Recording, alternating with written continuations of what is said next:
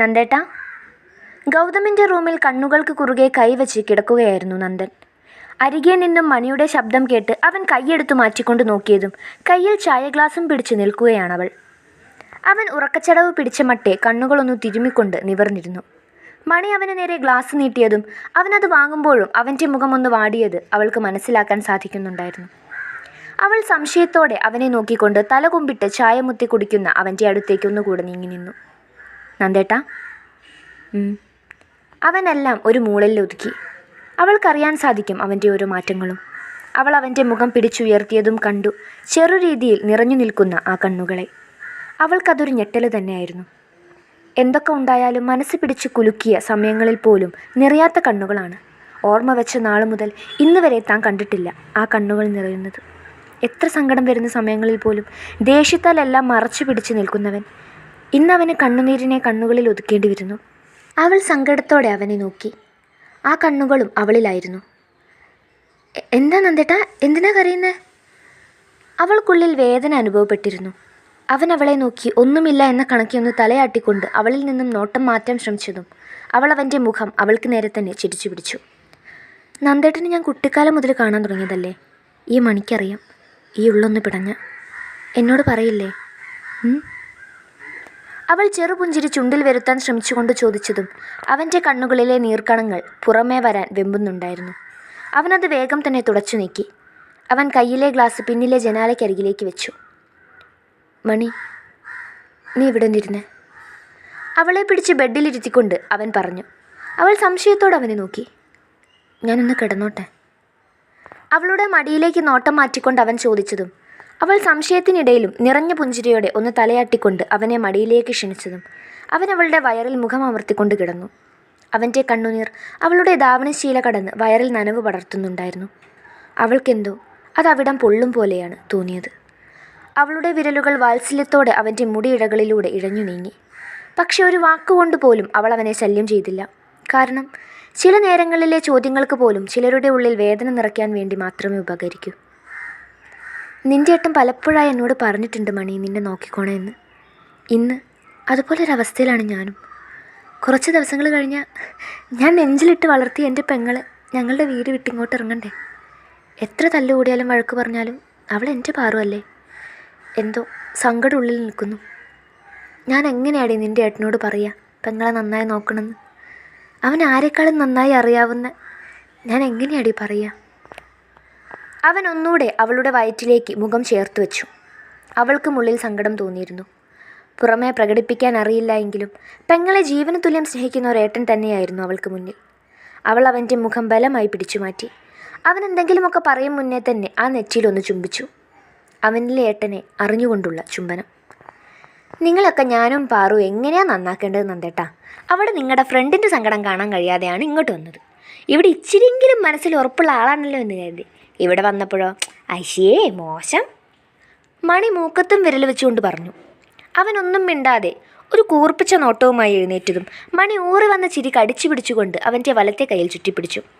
അവനൊരു കപട രൂപേണ ഒന്ന് കുതറിയെങ്കിലും അവൾ അവനെ പിടിച്ചു പിടിയാലെ അവൻ്റെ തോളിലേക്ക് താടി ഊന്നി വെച്ചു. എന്തോന്നാ നന്ദേട്ടാ ഇത്? നന്ദേട്ടൻ ഇത്രയും ഭാവമായല്ലോ.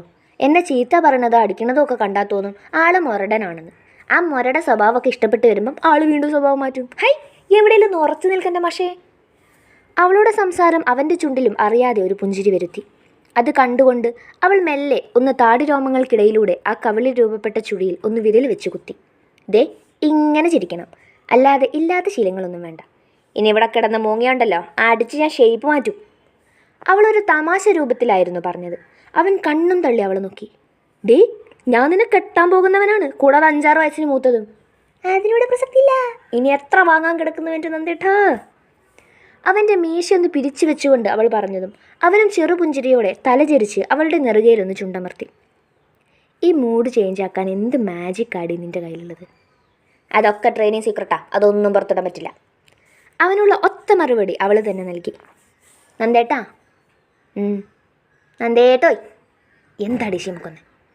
അവളുടെ വിളിയുടെ അർത്ഥം മനസ്സിലാകാതെ അവനൊന്ന് തലചെരിച്ച് നോക്കുമ്പോൾ അവൾ തോളിൽ കവിളമർത്തി മുന്നോട്ട് നോക്കി കിടക്കുകയാണ്.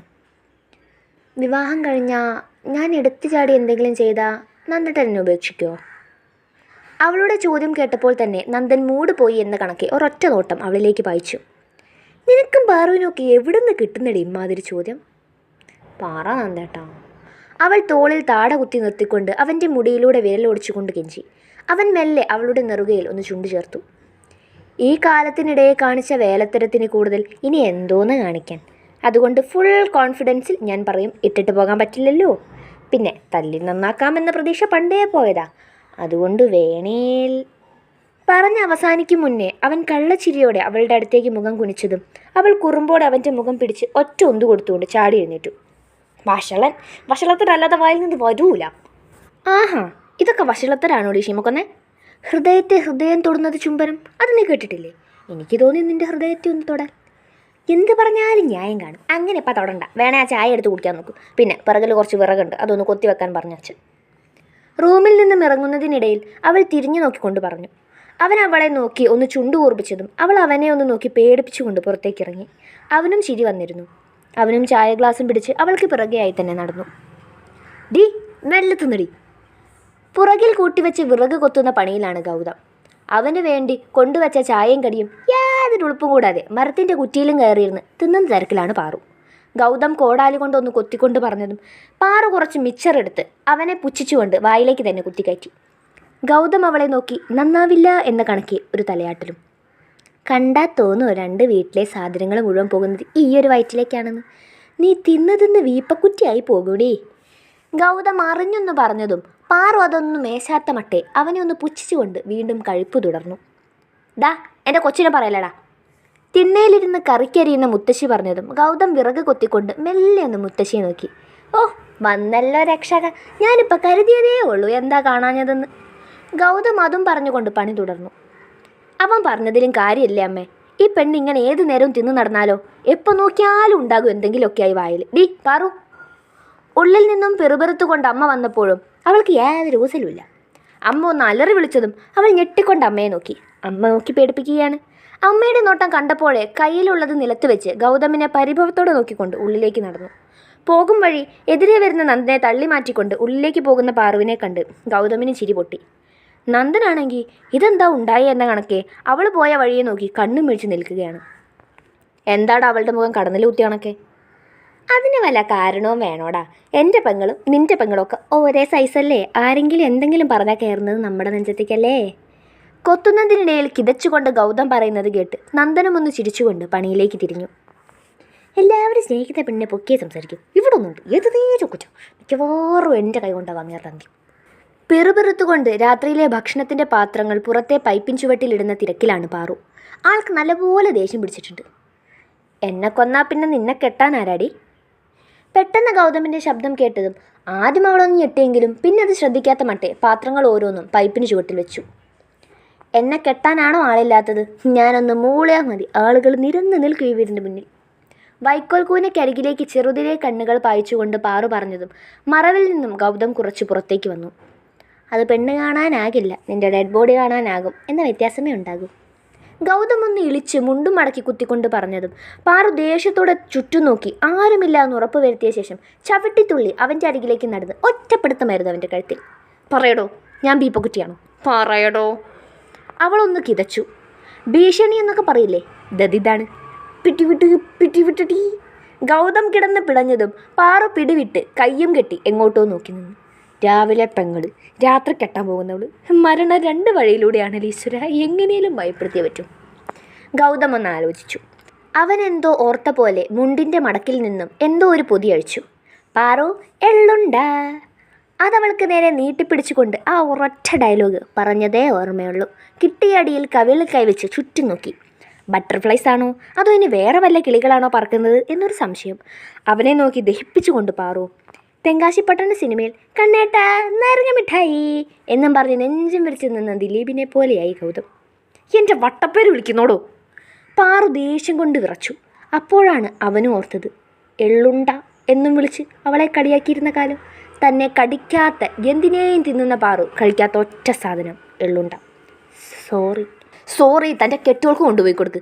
അപ്പോഴും എല്ലാവരും പറഞ്ഞത് ഒരു തണ്ടീനെ വിശ്വസിക്കാൻ പറ്റില്ലെന്ന്. എൻ്റെ പേര് പറഞ്ഞാലും വട്ടപ്പേര് ഓർക്കില്ല പോടോ. അവൾക്ക് നന്നായി ദേഷ്യം വരുന്നുണ്ടായിരുന്നു. അവൾ ചവിട്ടിത്തുള്ളി പോകാൻ നിന്നതും ഗൗതം അവളുടെ കയ്യിൽ പിടിച്ചു വലിച്ച് നെഞ്ചിലേക്ക് ചേർത്ത് നിർത്തി. അവൾ കുതറി മാറാൻ ശ്രമിക്കുമ്പോഴും ചുണ്ടിൽ പുഞ്ചിരി നിറച്ച് അവൻ അവളെ നോക്കുകയായിരുന്നു. വിട്ടോ ഡി പെണ്ണെ. ശബ്ദം കേട്ട ആരേലും വന്ന രണ്ടുപേരും നാറുവേ അടങ്ങി നിൽക്കടി പാറുന്ന്. അവൻ കൊഞ്ചലോടെ പറഞ്ഞതും താല്പര്യമില്ലാത്ത മട്ടയാണെങ്കിലും അവൾ ഒന്നടങ്ങി. അവൻ മുണ്ടിൻ്റെ മടിക്കുത്തിൽ നിന്നും ഒരു പൊതി കൂടി പുറത്തെടുത്തു. അവൾ ഇടം കണ്ണിട്ട് നോക്കുന്നുണ്ടായിരുന്നു. ഇതെൻ്റെ നുണച്ചി പാറുവിന്. കയ്യിലെ പൊതി തുറക്കുന്നതിനിടയിൽ അവൻ പറഞ്ഞു, ഇനി എന്നെ കളിയാക്കാനാണോ? അവൾ പരിഭവത്തോടെ ചോദിച്ചതും അവൻ ചിരിച്ചുകൊണ്ട് പൊതി അഴിച്ചു. കുമാരേട്ടൻ്റെ കടയിൽ നിന്ന് വാങ്ങിയ ചൂടുള്ള പരിപ്പുവടയാണ്, ഒന്ന് കഴിച്ചു നോക്കിക്കേ.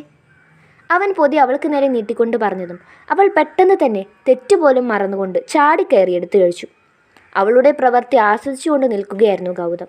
ഇടയ്ക്ക് ചെറിയ കഷ്ണമെടുത്ത് അവന് നേരെ നീട്ടിയതും അവൻ അത് വാങ്ങിക്കഴിച്ചു. കൊതി തട്ടുമെന്ന് കരുതിയിട്ടാ.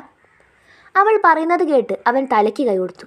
അട പാവി, നിന്നൊക്കെ പ്രേമിക്കാൻ തോന്നിയ സമയം ബുദ്ധിയുള്ളതിന് നോക്കിയിരുന്നേ അല്പസമാധാനം കിട്ടിയേനെ.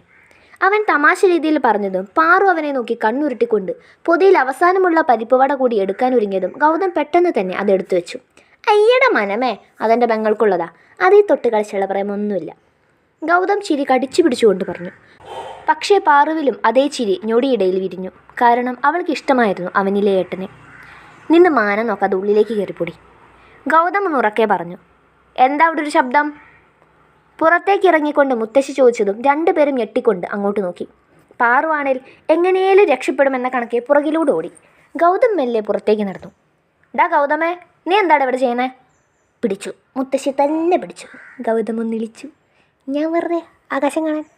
ആകാശം കാണാനോ? അല്ല, ആകാശത്തു കൂടെ ഒരു വിമാനം പോയി, അത് കാണാൻ. ഈ പ്രായത്തിലോ? മുത്തശ്ശി വിടാൻ ഉദ്ദേശിക്കുന്നില്ല. ഏത് പ്രായത്തിലാണെങ്കിലും വിമാനം തന്നെയല്ലേ. എന്തൊക്കെ അറിയണം? പോയി വല്ല രാമായണം എടുത്ത് വെച്ച് വായിക്കാൻ നോക്കുക. ഉടലോടെ സ്വർഗത്തിലോട്ട് പോകണ്ടായോ?